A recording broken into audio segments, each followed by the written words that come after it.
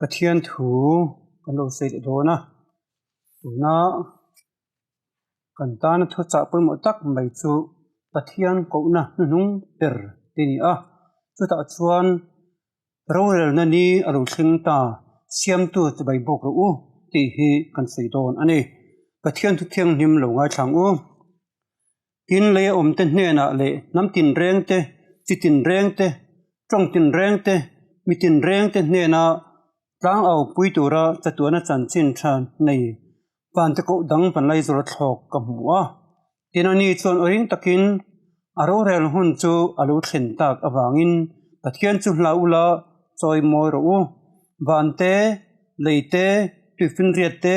tuin ha te siam tu chu chebai bok ro u ati a thu thiang lim kan chiar hi nal pan kan zata mal smro se amen tu chum chu thu ma kamu mang kan sei phat mai tiang kamu mang kan sei do na chemi ka sei ma chuan hei hi lo se logil thome bible a hian voi som sari kali jet mu mang chung chang thu alanga chung chuan chang somruk pakhata hian chuang boka chuti lai chuan thu sil tu bungruk chang saria chuan mu mang atam po le thu lei lo tam pathian chu ti jok ro ti kan hmu ni mu mang tamna pianga thu lei lo tam pathian ti jok ro ati ni chu tiang chu kan hmu boka chu wang chuan chu tiang thu chu mu mai langin Satan le Krista in do na hian mu manga tanga in be na mi hring nun ti danglam tum na aum be tat mai ni mu mang chen hian in do na oma Krista chuan mu mang mangin pathian thu du zong le pathian thu tak le ami te chung chang thu le mi sual te chung chang thu a sei lain Satan a chuan pathian mi te foi bo na turatan mu mang bekin mitam tak a foi bo bokani chuwang chuanin mu manga hian in do na aum zela Satan le Krista in kara hian arin do na man ro pakhat chu mu mang ani tlat mai kei poin mu mang danglam deuh kanaya voi sare ngot mai om jenei tak tak mu mang kanaya chu chemi zinga pahni chu thumar hloya han cheilok kadua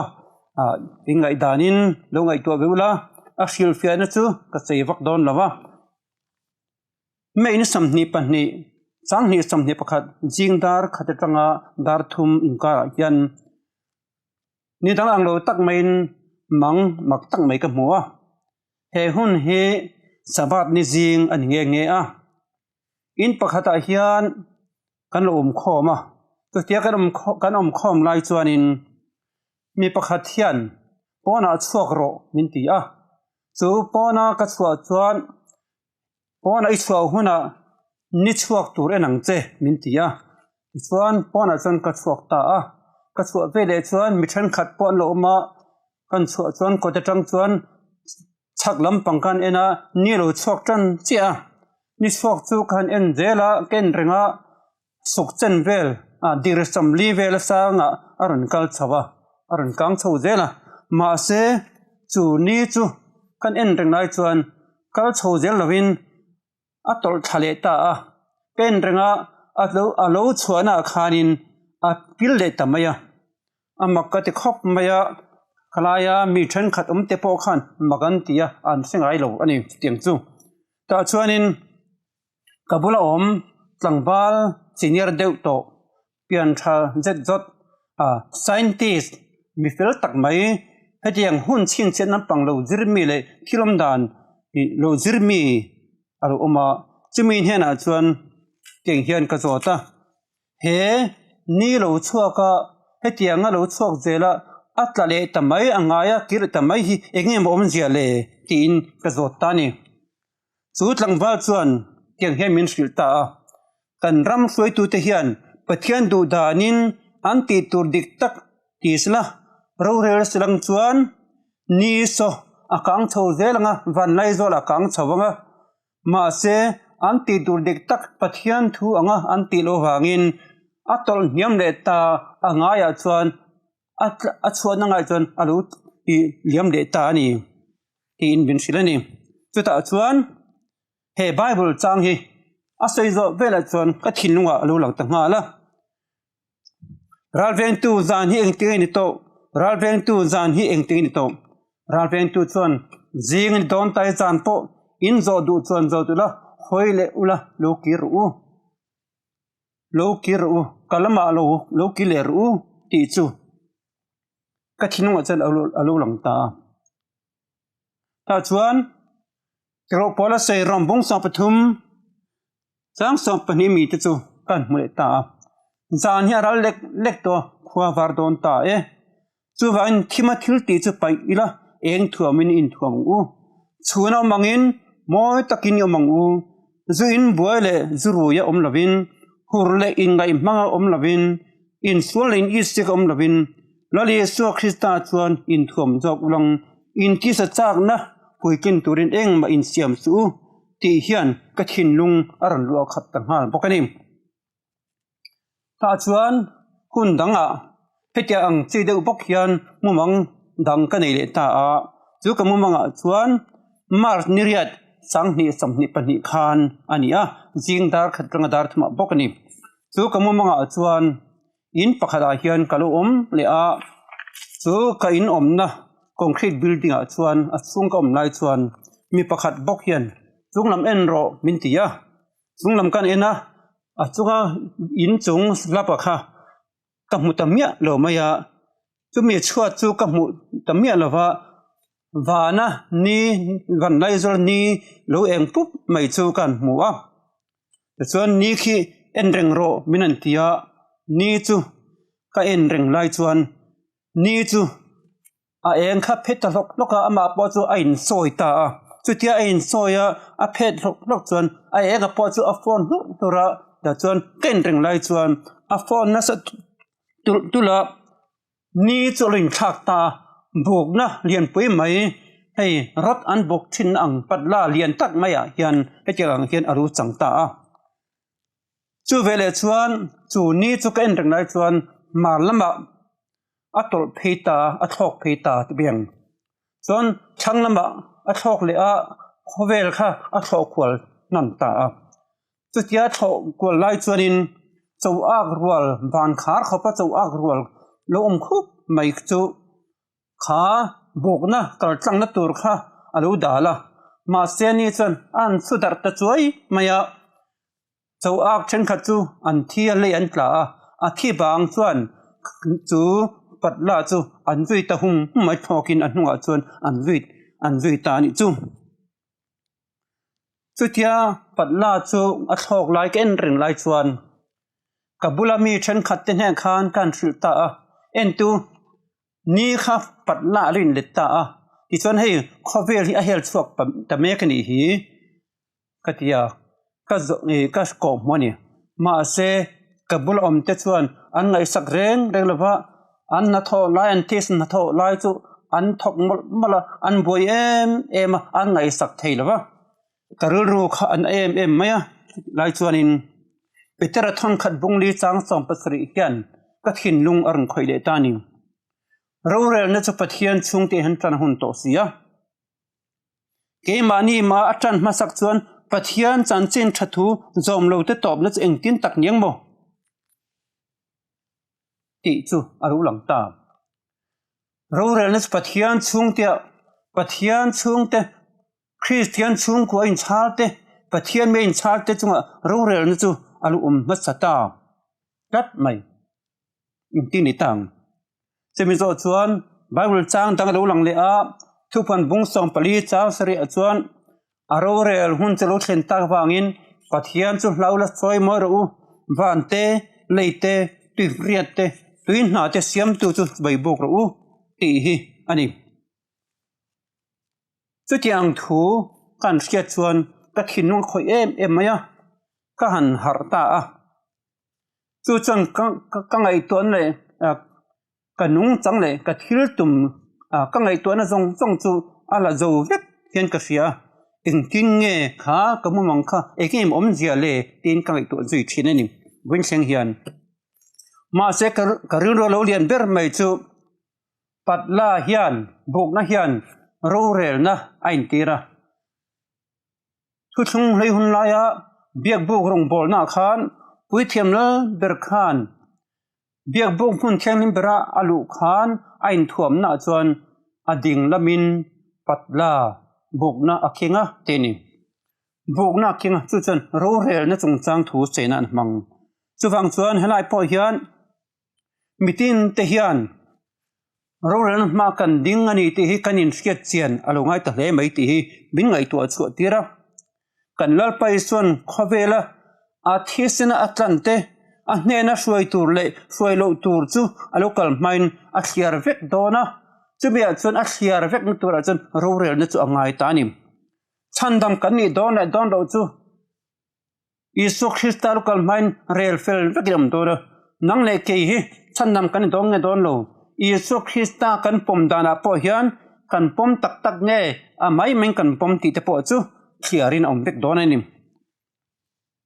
chuwang chuan thupon bung samni pani chang som pani chuan ngai te kalokal thoi done mitinan thul tiang zel pek turin kalom man ka hne na oma ati kalokal thoi done mitinan thul tiang zel pek turin kalom man ka hne na oma ati thupuana hian kalokal thoi done ti voili aron sei chat mai isu Krista hian chu chuan alokal ngei don rin hel che ni lo zia aron ti chiang ma la kalokal ngei don ti tu hi amma chu ni wangin ring tu kani chuan hei hi kan ringam don lo mi ole fitingang ka ngai to lai chuan he thu ro rel ma kan dinga aro rel hun charu thleng ta siam tu chu bai buk tur kan ni zia merang che tir nga ani kha tu te hne na nge chu chatuana chanchin tha chu puan tur yang le tu te hne na nge puan tur ani mitinin chandam kan ni theinan kan ni lo chandam kan ni le ni lo kan chian thena tur tan mitin te hi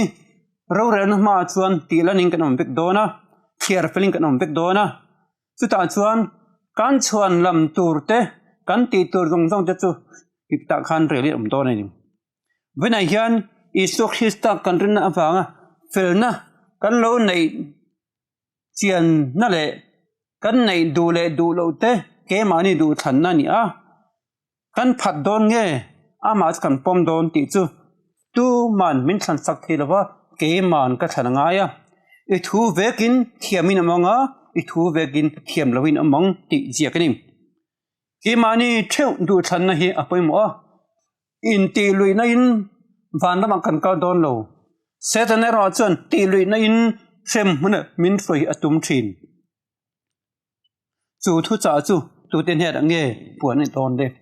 aro rel hun chalo thingta pathian chu hlaula choi mo ru van te leite tifun de te tuin ha te siam tu chu mai buk ro ti hi tu ten he na puan tur nge ring lo mi kan ti pathian om ring lo ho ne na mi kan chayang ni thove acting as say bible chuan lo inang le om ten ne na ti ni ha nam tin reng ne na ti ni boka nam tin mi ten ne na ti ni boka chitin mi ten ne na ti ni a trong tin reng mi tin ne na ni a mi tin reng ne na khovel zong zonga thil siam tin reng ne na tin bible a chuan kan mu a hei hian zong khovela lo piang chuak to zong te hian chan chen tha chu puan to ri zia min sila chumi chan chen tha puan na chuan khovel ram pum puya puan na tur hun hi a tlem to a relo te chan puan zo an to do ni chumi awang chuan he thu cha poi mo tak mai kan soi tu mek hi kan zawai ta na poi mo nia kan du than na lalpan a nga ka ni a phan chiang em sei fia le ngai da po om chong lo tu te nge puang tu turin lalpan arwat le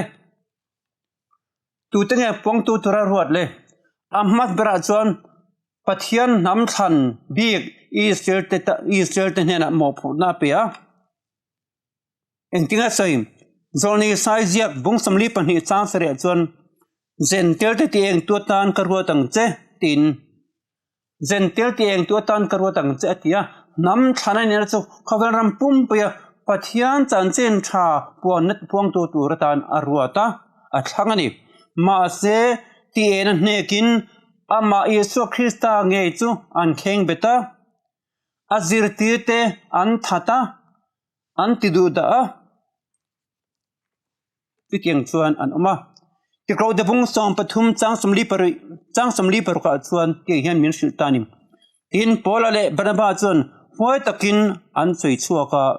pathian thu hi nangmani hena sei ma sak tu regani masla in narkira chatuana nung tlak lova idin ruat tak anuin sheru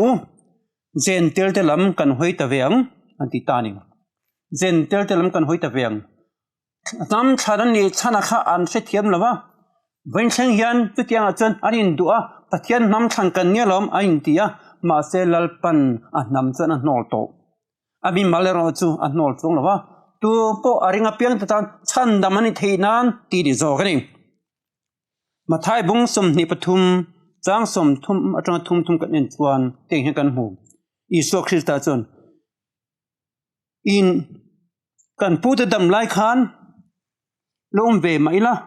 zol nei te thisin an chua na chuan kan tel ve lawang in ti thin mo chu ti chuan zol nei ho that tu te fa initi in ria tirani in pu te khong chu ti khat lo ru rul te u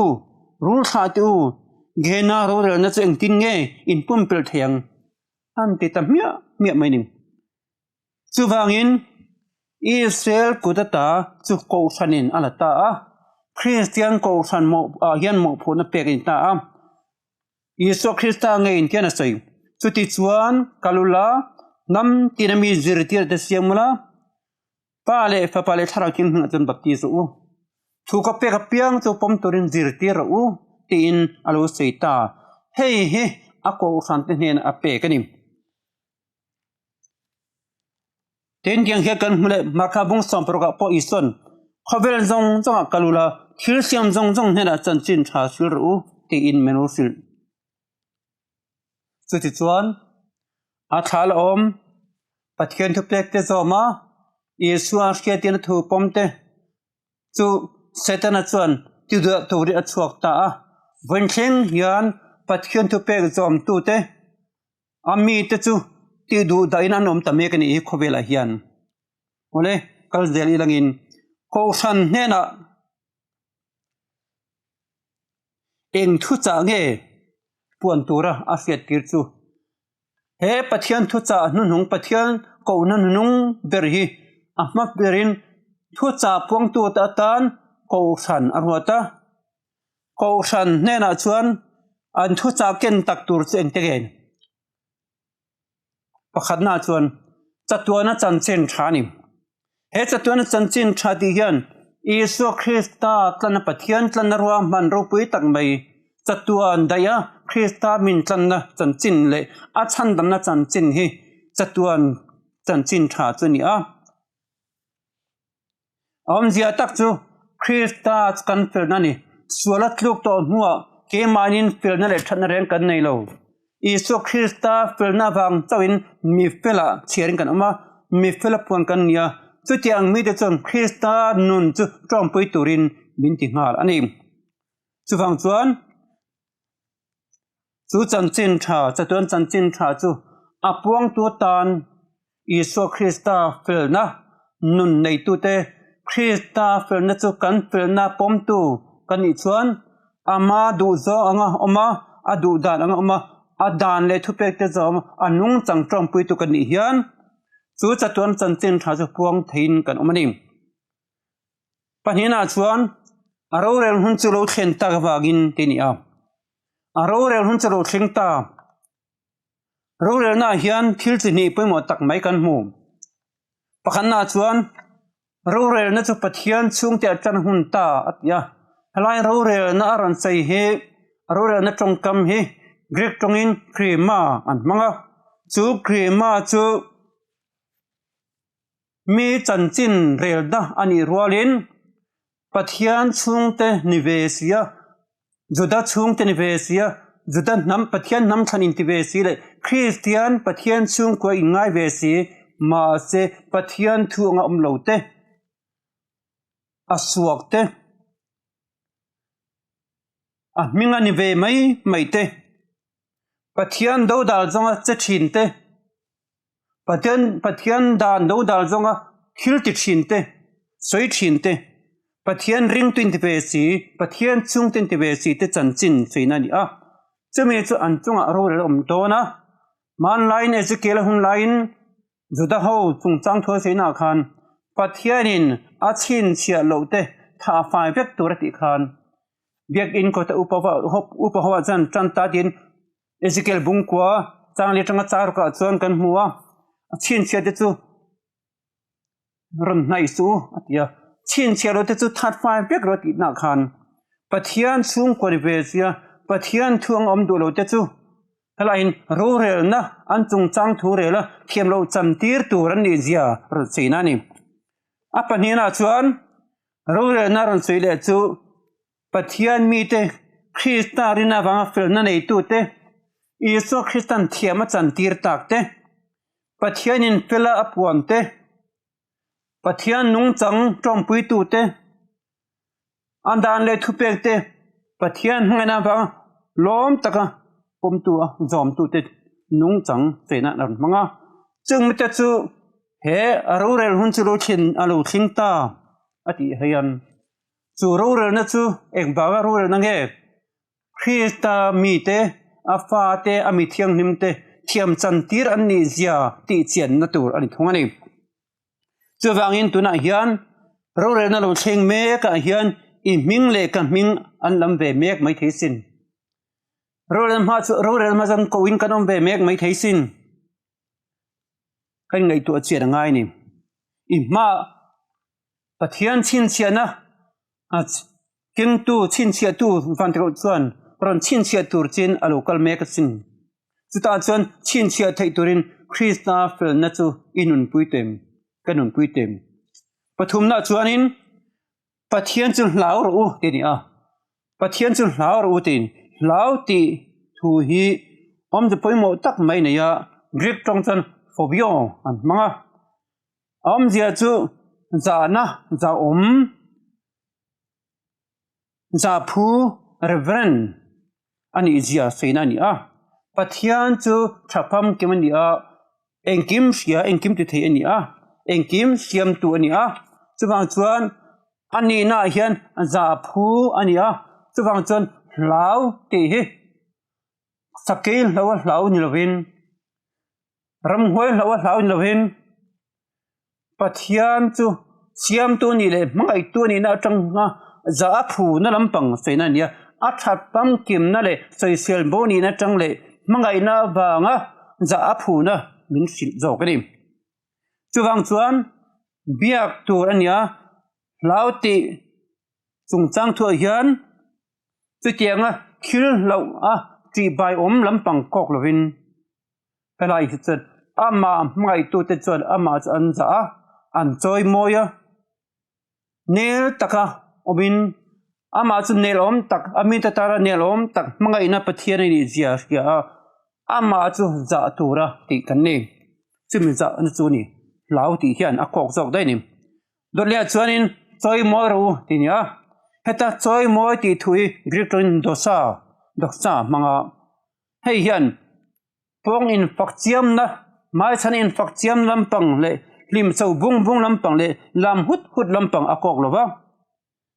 nung chang nun pui pathian chu azawm na le min mai na wanga ama choi moi tu na hianin adu om na te fia a ama choi moi tlak pathian mangai tu tlan tu chandam tu ni na hian choi moi tlak ni na hian adu zong ti tura min ti na ani athupe le dante lom taka zoma pom tu kan hian ama kan choi moya athupe te kala soi chia a bo chia a poisa lo tu kan hian kan choi moi theilo inu le pa choi mo ro ti hian abula lam pak pakemo abula fak lampang akok lo nuna nu le pa te khosak le nun na a nung changa choi moina ako kanim marin kanin lalpa choi moye ati hian pathian ma khan engtige akhosak anung chang pathian papa I pai na turata na pathian arwat mithiang nim nula thiang nim chui tlat mai ni anung chang kha ni aron chei ni pathian ro puina ta lang tu ni na lam akok zo kanim mole itinge kiru pona sai manalei ni to sin chuwang ni in taksa chuan pathian choi in taksain pathian choi mo ru ati in taksain pathian choi mo ru ti hian manalei kan ni to kan pathian du da ranga manalei kan yang khan a thu tur kan ni zia akok zo kanim itinge samjek tu chana sai olalpa keini min pelovin kema ni min pelovin I ming chu ro puina pe jong che atirim I ming chu ro puina pe jong che choi moi ti ro puina ti pon akok thaya ro puina pek ani choi moi na pek tin kan mule kiro pola chuan korin thon khat bung som chang som thum pakhada chuan chuti chuan in ei pin in tia pianga po pathian ro puina tur hirin ti ro in siat te kan ni pathian du zonga omle nunle khilti le kan ei le ina po pathian lom zonga kan eya pathian du zonga kan ei hi apoimo mi tren khatin pathian ro puinan khonge zu kan in tiang pathian ro puinan me kan zu tiang min ti khum thin chu pathian ro puinan ati chim teu lo mai pathian huat zong taka adulon zong ama choi moi le aro puina tura han ti that khachu a setan to lu tuk tak chuan khonge pathian choi boilam pathian ro puinan drugs kan ei tiang dam doi kan ei rui tiang ti te nen thum hun reng ani pathian thu pek kal zongin ama a choi moi theilowa pathian dan bo cha zongin ama ati ro pui theilowa pathian dan le thu pek bo cha zongin a ming sei chechungin choi moi ani theilo aro pui nan kha om theilo pathian chanle mangai na seikur luam chin mangai na le jang na le khongai na seikur luam chin adan bo chet injirti tlat te hi pathian ming sei situ te jiga chhertel an tlatani lucifer din huna ani tlat te hi dorle chuanin siam tu chip bai bok ro tinim siam tu chip bai bok ro ti vante leite tuisun riate tuin na te siam tu chip bai bok ro ti ni thalai chip bai bok ti tang mai him kan en chuan grek tongin cross kunyo an manga om zia chu kudle ke kut in suya chip bai in bokemo an ma thing thita in za na lan tin na ne mo bok khupine mo kan mi za jong te ma kan ku ne mo lampang lovin om zia taka chuan thlai hian lalpa chu kapathian ania min siam tu nia min tlan tu nia min chandam tu nia ke ma nge pamin siam tu nia chu wang chuanin siam tu ni na tang khan chi bai buk ti hian sap tungin worship amanga worship chu Greek tungin cross kunyo amana bang hian pathiana nei tirani pathiana ni ania inne na kain pumpe ke idu angin min mangla idan nei thupe te ka zomna hen kalunga oya zom turin engkim zom tin kain peya tia adu anga oma athu om tura zukin pek nania kapathiana ni miawan athu om tura inti na ania intoklu nani kain pumpe ke idongin min mang che ti hla kan man kan chakhiran khan athu angdela om tura ti kan ni haboko ka bung ni changsam ni chuan lal pairo chu ain thian ma awma dei mi zong chu ngồi thiệp pro se lalpa ma kan kun hian za tak le khun takin ama kan choi moin ama chibai kan buk tur ni pathian ma zalu taka khosak le nun hi pathian ming ti chen le ama mu sit na ni samsung ko panga charu ka chon o lokalula chibai buk ni kunang u khai lalpa min siam tu ma I thing thiang u ti in kan hmoni pathian ma kan bok khup emo kan thing thi emo hian a hnena kan tulut ani ti kan lan tir na ani a chemical chia chuan sakol bai boka athupet kan zom hian Christ aya setana thu kan zoma kan pathian tan kan mang tinani Isu Christan baptisma chan zo a thalera setana thlem om khan itil sei kha bokhopin chibai mi bokla heng zong zong ka peng che atia chu om zia chu bokhopin chibai mi bokla ti khan setana chuan pathian phapa kha ka thu thunam la I pathian ka lo bange chu mi cha min pomro tinang chukanim chu vele chuan I son ti setan kalbo dei ro lal pathian chibai bokla amarung chau boro ti jiakani atini pathian chibai bokla amarung chau boro ti jiakani ati pathian chiam tu chau chu chibai kan bok turani thupan bung so pathum changriat ka den chuan bram no nunna buam mingjak lo apiang te chuan pathian chibai bok an bokang tu mo sakol chu pathian chibai bok an bok ngati tu ten mo bokang beram no nunna buam mingjak lo apiang te chuan ati beram no nunna buam mingjak te chuan an bok lawang sakol chu pathian kan biak I tunge ani a chibai kan bok dan hian omjia nei thui lia rombong roka chuan kan mu tu hena po an thuoi tur boy lu chuan thina khopa thuoi boy mo a thuin oi boy chin ni atini a thuin oi boy chin ni atia tu thunge kan oi tunge chibai kan buk pathian nge setana ti hi ke manin uluk tak kan ngi tu chir ngai ni lalpa pathian chan ama chu siam tu chan tu chandam tu di zia poma pathian ani na pom tu tan ni sari na ni khovel le achunga omte siam zo ni ruk chunga siam zo nuwa ani sari na ni chu achola ati thiang hema mala soma ati ni khan ani chuan chu ani sari ni chu kan du na tang chian nawin lalpain a chiar dan atang khan ani sari na ni chu ada sang ta tenim ada sanakha keinin kan du ang asang kha kanu ti thiang ni me thairo chuwang chuan markabung he changsang pasaria iso Christian sabat hi mirsing tana siam ania mirsing hi sabat tana siam anilo ti ron sia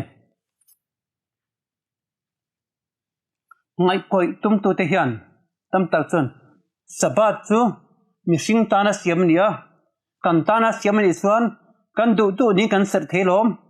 kan du ni kan ser du le ni lai ni po Sunday ni po tho chan ni po kan ser thelom ti in ngai tu chiang vak lovin an soi thin mi puin zir ti chat mai hei hi ni chia ta sla adik theingem mi chol ni hi mi sing ta na siam ni sabat ni mi sing ta na siam ni ma se mi sing chu sabat ta na siam an lo ati hian enge om je nei korin thon khat bung som pakhat chang kwa chuan mi pa hi me cheta na siam an hek lova me chero chu mi pata na siam ani zo edena khan pathianin khowela siam khan ani ruk nia khan mi pa le me che siama adamal e ve siam ani ada evi chu adaman pui tan apea khata khan pathian chuan me chia zong zong hi mi patan ni ta ang sana adaman pui ta khan me se tam taka siam mai theini tu tiang ata chuan ngai to talangin nu pui kanaya me se pasari chu kamma ain charta a khang me se pasari kha kanu pui ni vek lo pakhat chiak kanu puyom chu chuan a fil fi chiang ani ni zong hi nang vek ni ma se ani sadani chu lalpa I pathian chorni ni tini lalpa pathian chorni ni ek ni po kha pathian in asiam no ase lalpan ada san le ati thiang ni makha pakhat ama chu ani sadani ni pathian adam ne na anu puitan evi pia evi kha mi pa zong tan asiam em ngai to tai langin pathianin kantana min pek mei chia chu nupui nei ta chuan it nupui tan pakhat a pe che a mei chia zong khai nupui ni vek lo pathian chuan itan a ser san bi ka ya atan mei satan po khan nang ma kha mei satan khan mi pa zong kha ni vek bi chuang lo ti kha kan set thiam karin kan en kol turatan pathianin kan mangaya kan en kola kan do turatan mi che pakhat min pe chitiang che chuan ni sariama ni zong kha lalpana ser thiang him vek lo na tho nan ni ruk ape ani sarina ni ro chulal pa pathian chorni ni mi chuan na ra ni thok turan lo ti khan kan du ni tanga chan ngot thei en lo lalpana ser chana kha poimo me se pasari anoma kan seitong khan kanu pui chu apasari namta ain tarta ti chuan pakhat na kha thang taila kanu pui don lo panina po thangila nin song lo apasari na kanu pui alun to na khan achiang ani chu tiang chu pathianin cholni ati dan po hi ani ti hi min siat chu ti silang thome me chen ni wang ru ta inu pui tan ilo ngai ro ta ri chuan itis walang wale Ezekiel bung sam ni chang so pani chuan anni ne na kaning kar chin chena tan sabab ni karwa saka an ma ni la sang tu kani an chet reng nan teni da chuan thupek so ma khan thupek so ma chumi a chuanin apali na kha thupe pali na kha chapa ni nia ser turin sereng ro teni sereng ro ti hian thei ngil ro ti na ni lawa a chang in ro tin lawa sereng ro hian eng nai pa sereng tur a ko kani chuwangin siam tu chu che bai buk ro u ti kha kan ngai to in lalpa kan pathian chu min siam tu ni zia le kan pathian ani zia kan pomna ata kan ni zia kan pomna atan sabab ni ani sadani chu pathian kan mangai le ata kan ni zia ti la natan le a ser san kan ni zia ti la natan khovel mi telaka ser san kan ni zia lalpa ta kan ni zia ti la natan sabab ni chu min pe ni unaw tu toin hian